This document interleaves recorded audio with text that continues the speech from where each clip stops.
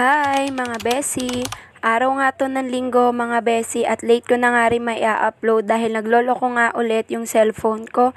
Dito nga besi wala kaming kasamang bata dahil nasa biyanan ko nga, hiniram nga ng biyanan ko yung dalawang bata. Pumasyal nga yung biyanan ko mga besi dun sa hipag ko sa Marilao, kaya may pagkakataon nga kaming mamasyal ni Dada. Hindi rin naman kami magtatagal mga besi, pagkakataon lang din namin talagang makagala na kami nga lang dalawa. As in maaga pa nga yan mga besi, alas 7 nga lang yan. Hindi ko nga alam dito kay Dada sa cravings niya kung saan nga kami napadpad. Nakarating nga kami ng Bukawi mga besi at Marilao patubig nga nang dahil lang sa cravings niya. Meron na nga kami unang nadaanan besi, kaso sarado pa nga dahil gawa nga ng maaga pa talaga ng mga oras na to.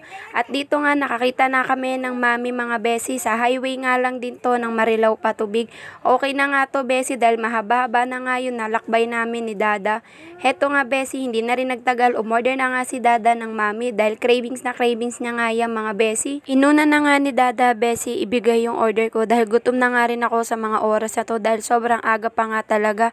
Kaya eto besi, hanggat mainit-init pa nga tinimplahan ko na nga rin yung mami para nga masarap din mga besi. Sa totoo lang besi, masarap talaga ang mami kapag mainit pa nga. At eto nga, sinabayan na namin ng isang order na kanin mga besi. Ayun lang naman, salamat, bye!